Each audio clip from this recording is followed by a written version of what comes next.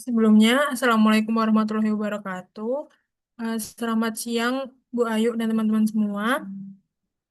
Pada kesempatan kali ini, kami akan menyampaikan materi tentang sampling audit untuk pengujian atas rincian saldo guna memenuhi nilai proyek akhir auditing 2. Nah, sebelum melanjut ke materi, izinkan kami memperkenalkan diri terlebih dahulu. Perkenalkan, saya Rakit Seftia Putri dengan NIM akhir 018 dan rekan-rekan saya. Saya Elvina Lydia Dewi dengan NIM akhir 021. Kenalkan, saya Fitriana Nurjana dengan NIM akhir 019. Perkenalkan, saya Nazifa Kinana dengan NIM akhir 020. Perkenalkan, saya Bimo Seto dengan NIM akhir 016. Perkenalkan, nama saya Farhan Sardiko dengan NIM akhir 017. Baik, langsung saja materi yang pertama akan disampaikan oleh Farel. Kepada Farel, dipersilakan. Baik, terima kasih untuk kesempatannya. Boleh bantu di slide.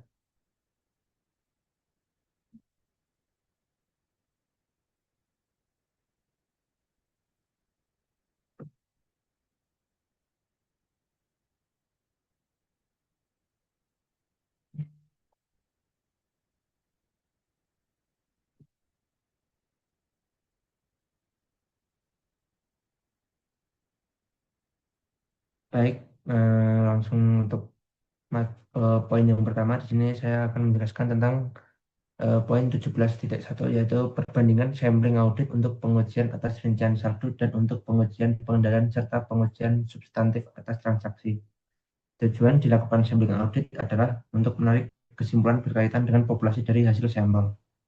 Perbedaan utama antara pengujian pengendalian, pengujian substantif atas transaksi, dan pengujian atas rincian saldo terletak pada apa yang ingin diukur oleh auditor. Untuk lebih detailnya ada tabel di sini, yaitu untuk jenis pengendaliannya itu yang pertama ada pengujian pengendalian. Pengujian pengendalian itu yang diukur adalah keefektifan operasi pengendalian internal. Untuk jenis pengendalian yang kedua itu ada pengujian substantif atas transaksi. Yang diukur di sini adalah satu, kebenaran monitor transaksi dalam sistem akuntansi, dan untuk poin yang kedua itu keefektifan pengendalian.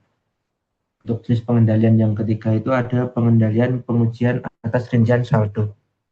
Apa yang diukur adalah apakah jumlah nominal saldo akun mengandung salah satu yang material. Oke, boleh di next. Selanjutnya itu auditor melaksanakan pengujian pengendalian dan pengujian substantif atas transaksi. Yang pertama untuk menentukan apakah tingkat pengecualian populasi cukup rendah. Yang kedua untuk mengurangi penilaian resiko pengendalian dan karenanya mengurangi pengujian atas rincian saldo. Untuk yang ketiga untuk perusahaan publik guna menyimpulkan bahwa pengendalian telah beroperasi secara efektif demi tujuan audit pengendalian internal atas pelaporan keuangan. Boleh di next.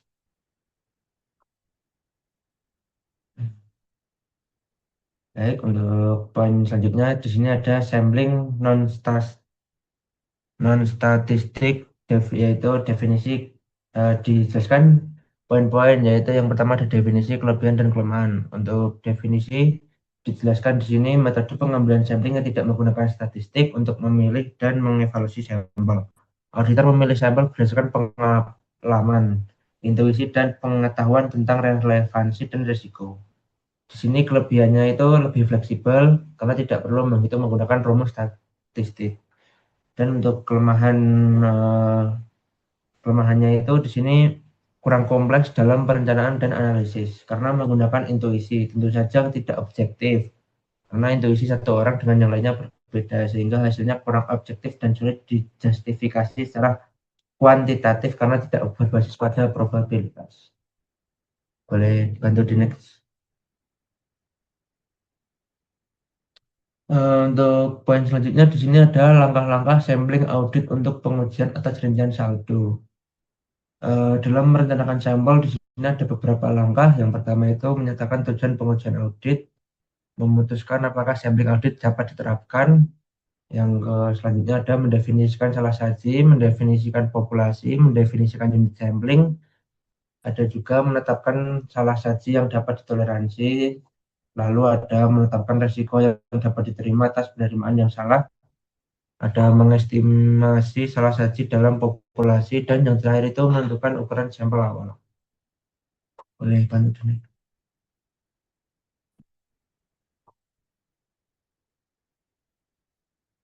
Poin selanjutnya di sini ada memilih sampel dan melaksanakan prosedur audit.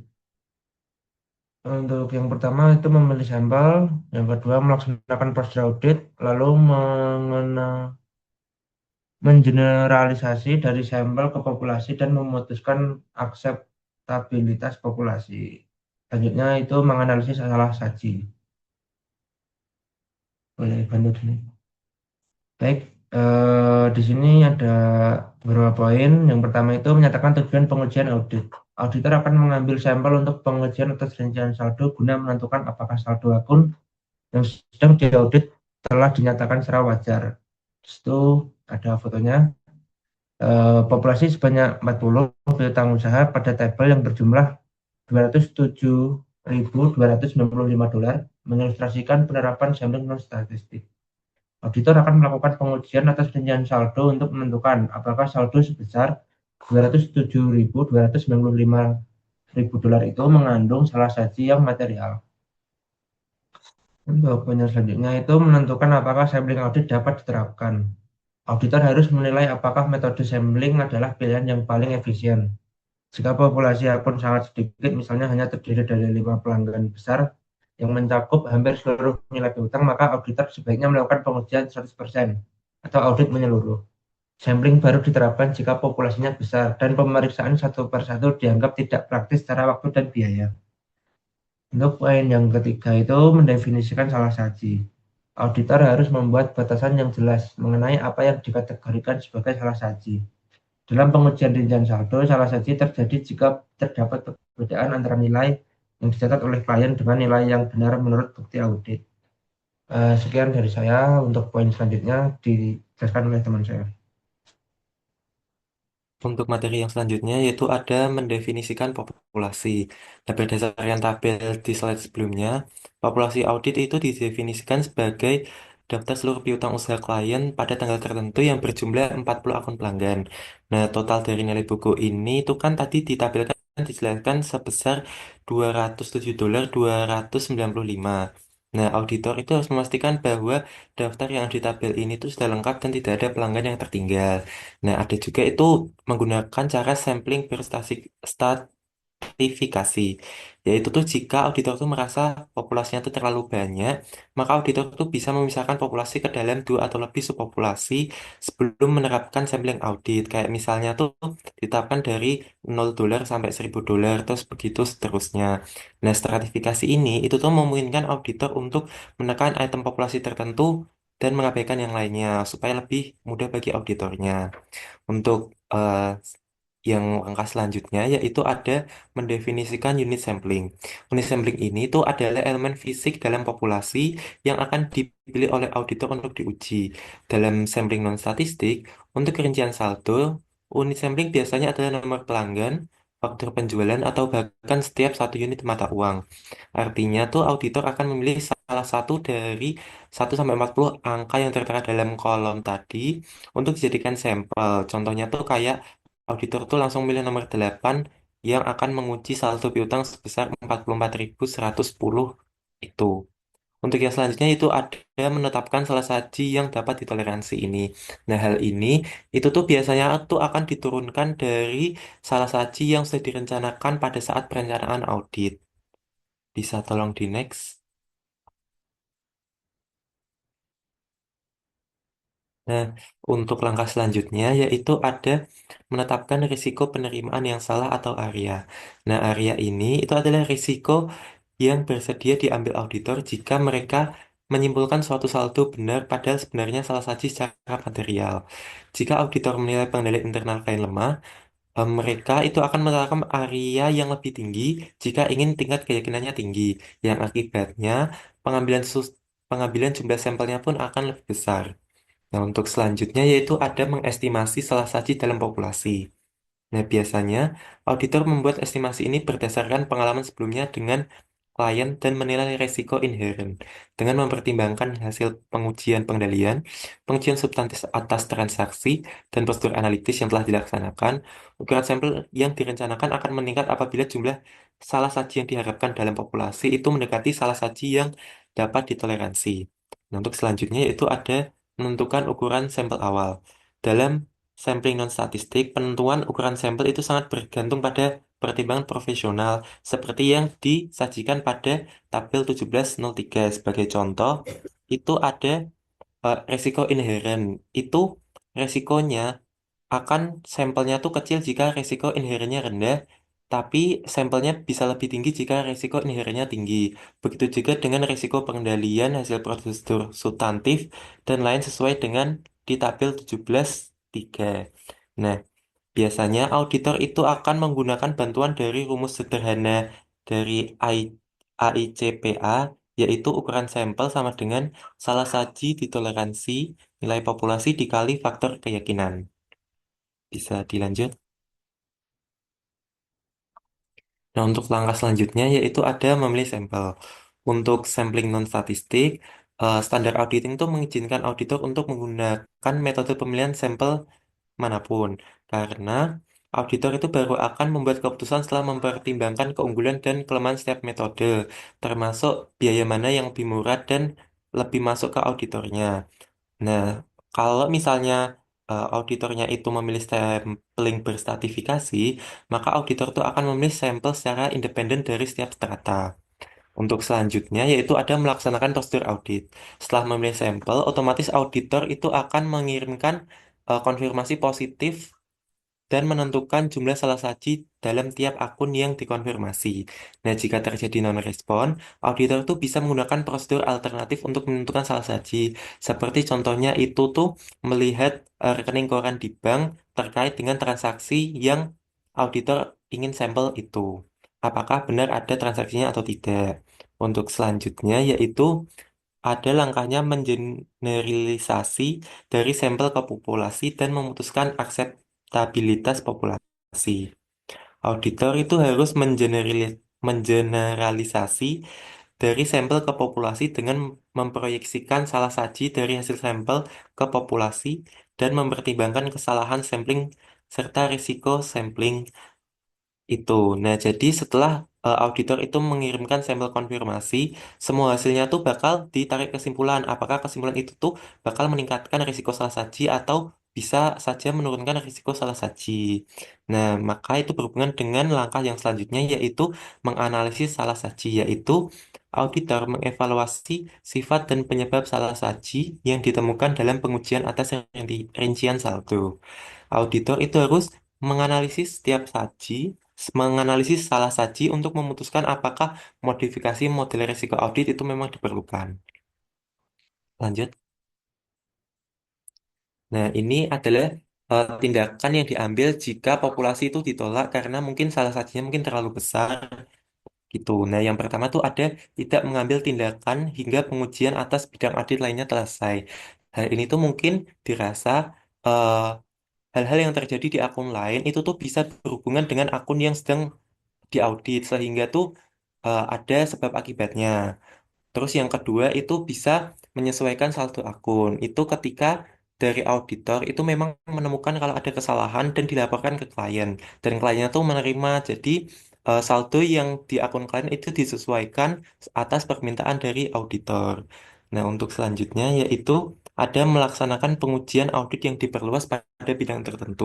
Ini tuh contohnya tuh seperti ketika misalnya auditor itu menemukan salah saji di salah satu pelanggan yang terus-terusan, maka auditor itu akan memperluas pada bidang di pelanggan itu. Begitu. Nah, yang selanjutnya itu ada meminta klien untuk mengoreksi populasi. Hal ini tuh hampir sama dengan misalnya saldo aku, namun ini atas permintaan dari kliennya sendiri. Begitu. Terus yang selanjutnya ada meningkatkan ukuran sampel. Dan yang terakhir itu menolak untuk memberikan pendapat wajar tanpa pengecualian jika memang dari klien itu tidak ingin mengubah saldo akun mereka. Begitu. Bisa dilanjut? Untuk metode yang kedua, yaitu ada sampling unit moneter, merupakan metode sampling statistik yang paling umum digunakan untuk pengujian rincian saldo, karena memiliki kesederhanaan statistik bagi sampling atribut, serta memberikan hasil statistik yang diekspektasikan dalam dolar atau mata lain yang disesuai. Untuk perbedaan utama dari sampling unit moneter dan sampling non-statistik itu terletak pada penggunaan teori probabilitas dan fokus item. MUS ini adalah metode statistik yang memilih sampel berdasarkan nilai mata uang secara proporsional, menekankan item bernilai besar, dan menghasilkan kesimpulan statistik. Nah, sedangkan sampling non-statistik itu bersandar pada pertimbangan profesional atau judgement auditor, sehingga tidak menggunakan aturan probabilitas. Nah, auditor itu harus mengeneralisasi dari sampel ke populasi tanpa memandang metode sampling yang dipilih. Dengan yang pertama itu ada memproyeksikan salah saji dari hasil sampel ke populasi. Yang kedua itu menentukan kesalahan sampling yang terkait. Nah, nanti hasil statistik yang diperoleh jika menggunakan MUS itu disebut sebagai salah saji material. Gitu. Bisa dilanjut. Selanjutnya ada penerapan dari sampling unit moneter. Itu misalnya total nilai buku yang dipertimbangkan sebagai basis sampel, di mana setiap satu rupiahnya itu dianggap sebagai satu unit. Biasanya digunakan pada pengujian substantif, khususnya ketika tujuannya untuk menemukan kecurangan atau kesalahan yang signifikan. Nah, untuk kelebihannya, yang pertama itu ada sampling unit moneter, secara otomatis akan meningkatkan kemungkinan memilih item dolar yang tinggi dari populasi yang sedang diaudit. Yang kedua itu sampling unit moneter menghasilkan kesimpulan statistik, jadi bukan kesimpulan non-statistik. Untuk yang ketiga, sampling unit moneter dapat mengurangi biaya pelaksanaan pengujian audit karena beberapa item sampel akan diuji sekaligus. Untuk kelemahannya, yang pertama itu ada total batas salah saji yang dihasilkan. Ketika salah saji ditemukan mungkin terlalu tinggi untuk digunakan oleh auditor. Yang kedua, itu sulit memilih sampel dari populasi yang besar tanpa bantuan komputer. Itu. Sekian akan dilanjutkan oleh rekan saya. Oke, selanjutnya ada faktor-faktor dalam perhitungan sampel. Yang pertama ada risiko yang dapat diterima dari penerimaan yang salah atau ARIA. Lalu ada nilai populasi yang dicatat. Ada salah saji yang dapat ditoleransi atau tolerable misstatement. Ada salah saji yang dapat ditoleransi sebagai persentase nilai populasi. Ada estimasi salah saji populasi. Ada rasio estimasi salah saji populasi terhadap salah saji yang dapat ditoleransi.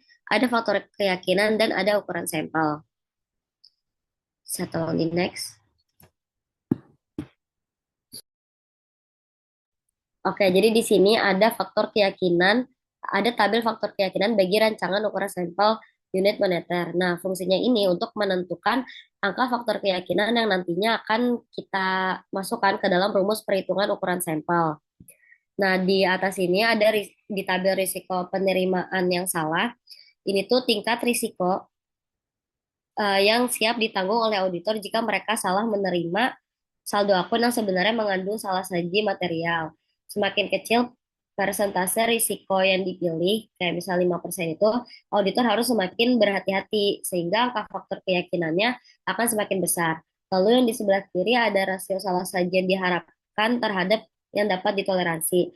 Itu adalah hasil pembagian antara perkiraan salah saji yang mungkin ada di lapangan atau aspek misstatement dibagi dengan batasan salah saji yang masih bisa ditoleransi oleh auditor atau tolerable misstatement. Nilainya berkisar dari 0,00 sampai 0,60.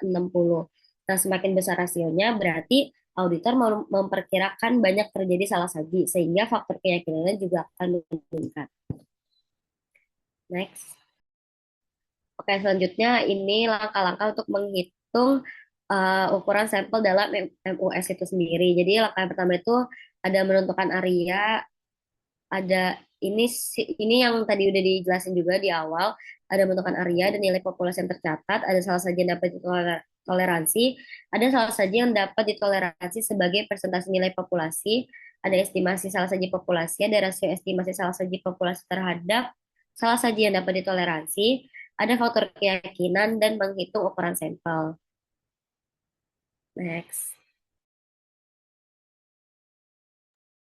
Selanjutnya, hubungan model risiko audit dengan ukuran sampel untuk MUS.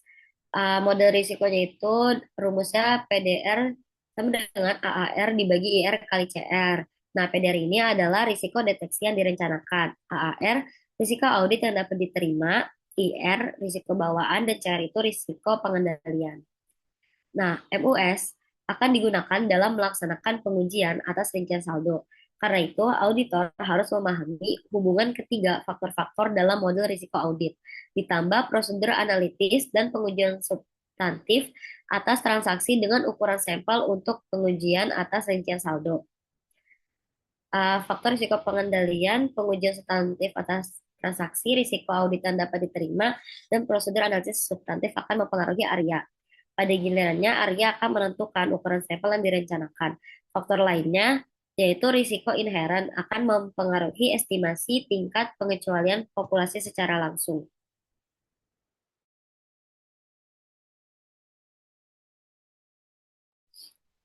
Selanjutnya ada kelebihan MUS. Pertama, MUS secara otomatis akan meningkatkan kemungkinan memilih item dolar yang tinggi dari populasi yang sedang diaudit. Auditor akan mengkonsentrasikan pada item tersebut karena menjanjikan risiko salah saji material yang paling besar. Yang kedua, MUS dapat mengurangi biaya pelaksanaan pengujian audit karena beberapa item sampel akan diuji sekaligus. Lalu yang ketiga, MUS mudah diterapkan. MUS dapat dievaluasi dengan menerapkan tabel yang sederhana. Terus yang keempat, MUS menghasilkan kesimpulan statistik dan bukan kesimpulan non-statistik. Banyak auditor yakin bahwa sampling statistik akan membantunya dalam membuat kesimpulan yang lebih baik dan lebih dapat dipertanggungjawabkan. Next.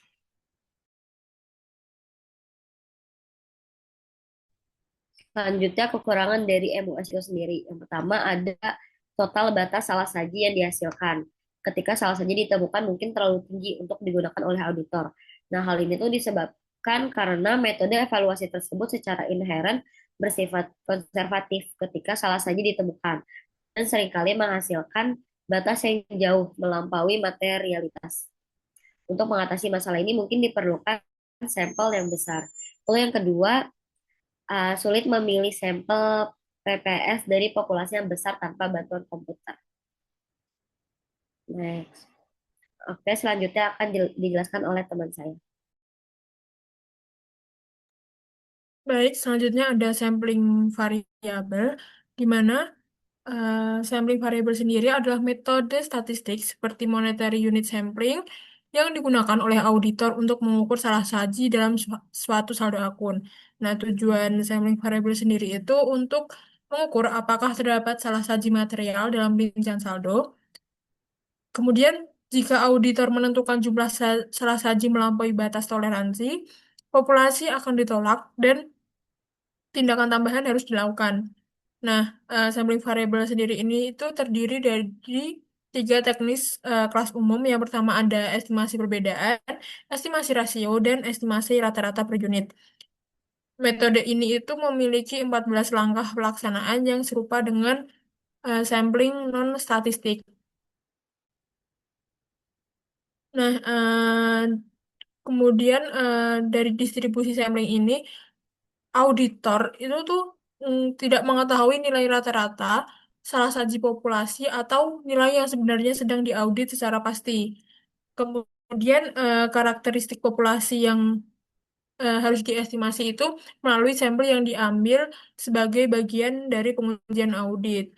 Kemudian jika auditor mengambil ribuan sampel berulang dengan ukuran yang sama, rata-rata sampel tersebut akan membentuk suatu pola tertentu. Nah, rumus rata-rata sampel sendiri itu nilai rata-rata item sampel sama dengan jumlah nilai setiap item sampel individual dibagi ukuran sampel. Nah, di sini itu ada karakteristik kurva normal.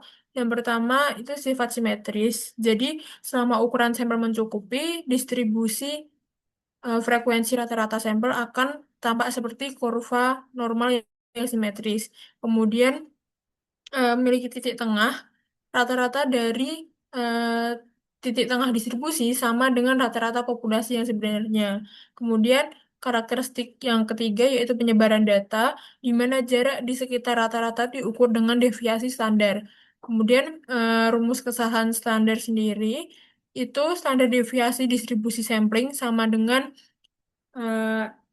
SD akar N dibagi akar N, di mana SD adalah deviasi standar populasi dan N adalah ukuran sampel. Standar deviasi dari distribusi rata-rata sampel disebut sebagai kesalahan standar rata-rata atau SE untuk menghindari kebingungan dengan deviasi standar populasi. Nah, di sini itu ada tabel distribusi sampling. Berdasarkan contoh populasi dengan rata-rata $40 sampai dengan $15, SD $15, dan ukuran sampel 100, jadi SE sama dengan 1,50 dolar. Nah, sehingga sehingga bisa dilihat pada tabel jumlah kesalahan standar atau koefisien keyakinan. Kemudian ada nilai perhitungan di mana perhitungan itu 1 dikali $1,50. Kemudian rentang $40 ditambah atau nggak dikurangi nilai. Kemudian persentase sampel dalam rentang. Bisa dilihat seperti itu. Kemudian presentasi ini itu merupakan nilai tetap yang diambil dari tabel kurva normal. Nah, selanjutnya itu ada distribusi sampling versus distribusi populasi. Nah, eh, fleksibilitas distribusi ini, meskipun distribusi populasi asli bersifat miring, distribusi sampling akan tetap berbentuk normal selama ukuran sampel cukup besar. Nah, pengetahuan mengenai distribusi sampling ini memungkinkan auditor menarik kesimpulan tentang populasi meskipun hanya mengambil satu sampel aktual. Nah, cara pengaplikasiannya audit itu, jika auditor menghitung titik estimasi rata-rata dan SE, mereka dapat menyusun interval keyakinan tanpa mengetahui karakteristik seluruh populasi secara langsung.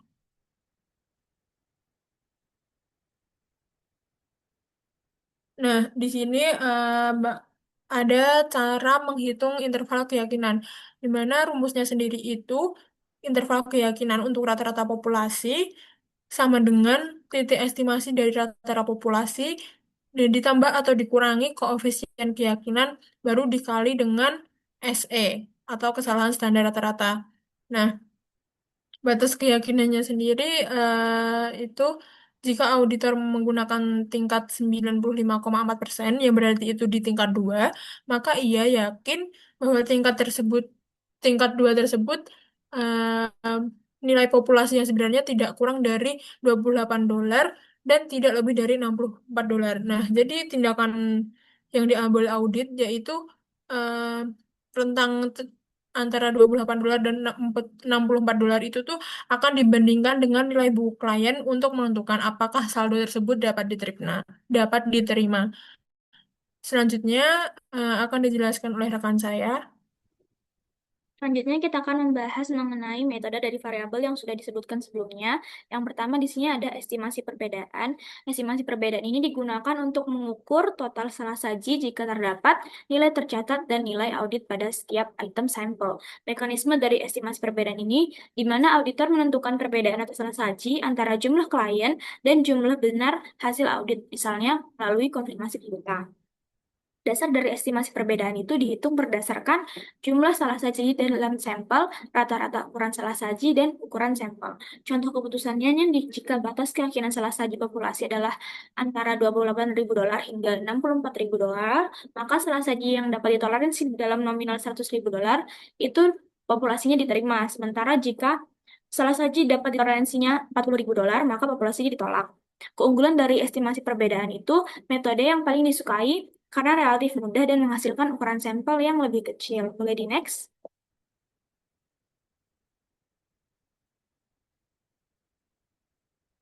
Yang kedua ada estimasi rasio, di mana auditor menghitung rasio antara salah saji dan nilai tercatat, lalu memproyeksikannya ke seluruh populasi. Contoh kasusnya, salah saji dari sampel itu $12.000 dari nilai tercatat $208.000. Dengan rasio 0,06, total populasi tercatat adalah $1.040.000. Proyeksi salah sajinya adalah $101.040.000 ini dikalikan dengan rasio yang menghasilkan $62.400. Memberikan ukuran sampel yang lebih kecil jika ukuran salah saji berproporsional dengan nilai tercatat item populasi. Jika salah saji bersifat independen terhadap nilai tercatat, maka hasil perbedaan lebih efisien. Boleh di next. Yang ketiga adalah estimasi rata-rata per unit, di mana fokus utamanya menilai nilai yang diaudit secara langsung, bukan pada jumlah salah sajinya saja. Cara menghitung estimasi rata-rata per unit itu titik estimasi nilai total antara rata-rata nilai item sampel yang diaudit dikalikan dengan ukuran populasi. Contohnya, sampelnya ada 100 item dari total 3.000 item persediaan dengan nilai tercatat $260.000. Rata-rata audit sampelnya adalah $85 dengan estimasi nilai persediaannya $85 dikali dengan total item persediaan yaitu $255.000. Jika nilai tercatatnya adalah $260.000, yang mana berada dalam batas keyakinan atas, auditor menerima saldo tersebut. Kelemahan dari estimasi rata-rata per unit ini jarang digunakan karena membutuhkan ukuran sampel yang umumnya jauh lebih besar.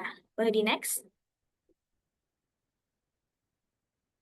Selanjutnya ada sampling berstratifikasi, yang mana unsur dalam total populasi dibagi menjadi dua atau lebih subpopulasi atau strata. Prosedur dari sampling berstratifikasi ini, setiap strata diuji secara independen. Kemudian hasilnya digabung menjadi satu estimasi populasi yang menyeluruh. Penerapan dari sampling berstratifikasi ini dapat diterapkan pada ketiga metode variabel yang sebutkan sebelumnya, metode estimasi perbedaan, rasio, dan data per unit. Sampling berstratifikasi ini paling sering digunakan bersama dengan metode estimasi rata-rata per unit. Boleh di next. Selanjutnya dari psikosampling, ARIA dan ARIR. ARIA ini kepanjangannya acceptable, risk of incorrect acceptance, yang mana ciri-cirinya risiko statistik auditor menerima populasi yang sebenarnya mengandung salah saji material. Yang kedua, memiliki implikasi hukum serius. Yang ketiga, merupakan pengujian satu arah atau one tail dengan terlalu tinggi atau terlalu rendahnya saja. Untuk ARIR, itu acceptable risk of incorrect rejection. Dengan ciri-ciri risiko statistik, auditor menyimpulkan populasi mengandung salah saji material, padahal sebenarnya tidak. Dan mempengaruhi efisiensi audit itu sendiri, di mana dapat memberikan biaya tambahan untuk memperbesar sampel audit. Hubungan dari keduanya itu, auditor harus menyeimbangkan kedua risiko ini untuk meminimalkan risiko membutuhkan ukuran sampel yang lebih besar lagi. Boleh di next? Berikut adalah gambaran dari penggunaan ARIA dan ARIR, di mana jika ARIA ditetapkan 5%, maka tingkat keyakinannya ada 99% dengan catatan tingkat keyakinan itu dengan rumus 1 dikurangi 2 dikali dengan ARIA. ARIR sendiri, contohnya jika di sini adalah 1%, maka koefisien keyakinannya itu sama dengan 2,58.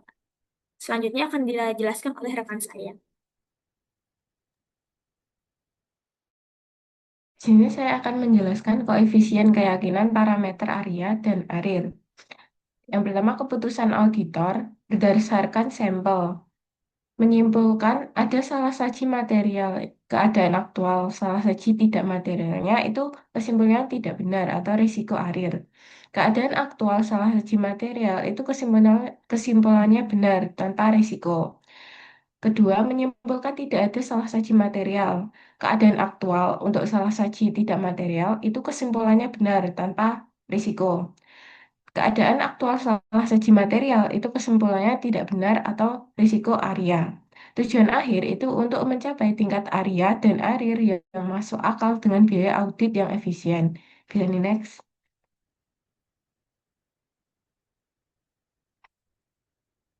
Selanjutnya yaitu ilustrasi penggunaan estimasi perbedaan. Merencanakan sampel dan menghitung ukuran sampel dengan menggunakan estimasi perbedaan. Di sini diilustrasikan penggunaan estimasi perbedaan ketika mengaudit piutang usaha Lumber Company. Piutang usaha itu terdiri dari 4.000 akun yang tercantum dalam Edge Trial Balance dengan nilai tercatat sebesar 600.000 dolar. Salah saji yang dapat ditoleransi itu ditetapkan sebesar 21.000 dolar. Yang pertama, menetapkan risiko yang dapat diterima. Auditor menetapkan dua risiko. Yang pertama yaitu risiko yang dapat diterima atas penerimaan yang salah atau ARIA, yaitu 10%. Risiko ini menerima saldo piutang sebagai benar, padahal mengandung salah saji material. Ini dipengaruhi oleh tingkat risiko audit, hasil pengujian pengendalian, proses substantif, prosedur analitis, dan materialitas akun. Yang kedua yaitu risiko yang dapat diterima atas penolakan yang salah atau ARIR, yaitu 25%. Risiko menolak saldo yang sebenarnya tidak salah saji material. Ini dipertimbangkan berdasarkan biaya tambahan jika harus melakukan pengujian ulang. Selanjutnya, mengestimasi salah saji dalam populasi. Estimasi ini memiliki dua bagian. Yang pertama, estimasi titik estimasi yang diharapkan. Estimasi salah saji yang diharapkan itu 1.500 dolar dolar atau lebih saji berdasarkan audit tahun sebelumnya. Yang kedua yaitu melakukan estimasi deviasi standar populasi di muka, yaitu variabilitas populasi. Estimasi deviasi standar populasi itu 20 dolar sebagai ukuran variabilitas salah saji dalam populasi. Selanjutnya menghitung ukuran sampel, di mana N itu adalah ukuran sampel awal. SD estimasi di muka atas deviasi standar. ZA koefisien keyakinan untuk area dapat dilihat pada tabel 17. ZR koefisien keyakinan untuk arir. N besar untuk ukuran populasi. TM salah saji yang dapat ditoleransi untuk populasi dan estimasi titik estimasi salah saji populasi. Ini jika diterapkan pada hard lumber, persamaan ini akan menghasilkan N yaitu 100. Next. Selanjutnya yaitu perhitungan batas keyakinan, yaitu rentan estimasi salah saji atau batas atas dan batas bawah yang digunakan untuk menyimpulkan kewajaran suatu saldo akun. Di tabel 17-14 ini ada beberapa langkah. Yang pertama yaitu mengambil sampel acak berukuran N. Untuk rumus yaitu N ukuran sampel. Ilustrasi pada hard lumber sebanyak 100 piutang usaha dipilih secara acak dari Edge Trial Balance yang berisi 4.000 akun. Langkah kedua, menentukan nilai setiap salah saji dalam sampel. Untuk jumlah dalam ilustrasi, yaitu 226,48 dolar. Langkah ketiga, menghitung titik estimasi dari total salah saji. Untuk hasil dari ilustrasi hard lumber, yaitu topi 9.040 dolar. Bisa di next. Langkah keempat yaitu menghitung deviasi standar populasi atas salah saji dari sampel. Rumus dapat dilihat dan untuk ilustrasi hard lumber itu SD-nya 21,2 dolar. Langkah kelima yaitu menghitung interval presisi untuk estimasi total salah saji populasi pada tingkat keyakinan yang diinginkan. Pada ilustrasi hard lumber, CPI yaitu 10.800 dolar yang sudah dibulatkan. Dan langkah terakhir menghitung batas keyakinan pada tingkat keyakinan yang diinginkan. Pada ilustrasi hard lumber, UCL yaitu 19.840 dolar dan LCL minus 1.760 dolar.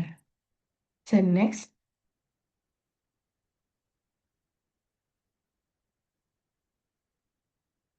Ilustrasi penggunaan estimasi perbedaan yang bertanya, yaitu menggeneralisasi dari sampel ke populasi. Auditor itu memilih sampel, melaksanakan pengujian, dan mengidentifikasi salah saji sampel. Salah saji untuk hard lumber ditunjukkan pada tabel 14 yang tadi. 4 langkah yang akan digambarkan yaitu menggambarkan penghitungan batas keyakinan untuk hard lumber company. Yang pertama yaitu menghitung titik estimasi total salah saji. Titik estimasi ini adalah ekstrapolasi langsung dari salah saji dalam sampel ke salah saji dalam populasi. Perhitungan titik estimasi untuk hard lumber ditunjukkan pada tabel yang tadi. Yang kedua yaitu menghitung estimasi deviasi standar populasi. Deviasi deviasi standar populasi adalah ukuran statistik dari variabilitas nilai sistem setiap item dalam populasi. Jika ada jumlah besar variasi dalam nilai item populasi, deviasi standar akan lebih besar dibandingkan jika variasinya kecil. Deviasi, deviasi standar memiliki pengaruh yang signifikan terhadap interval presisi yang dihitung. Auditor itu dapat menghitung estimasi yang masuk akal atas nilai deviasi standar populasi dengan menggunakan rumus statistik standar yang ditunjukkan pada tabel sebelumnya. Yang ketiga yaitu menghitung interval presisi.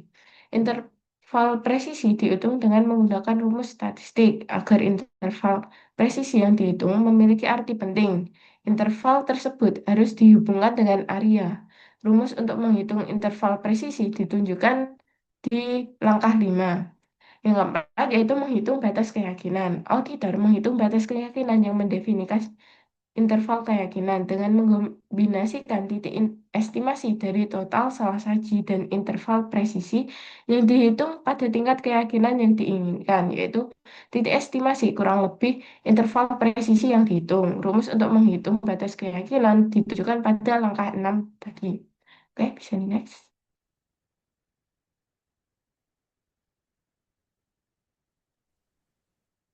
Mungkin cukup sekian pemaparan dari kelompok 2.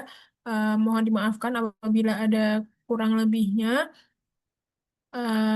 Kami akhiri. Wassalamualaikum warahmatullahi wabarakatuh.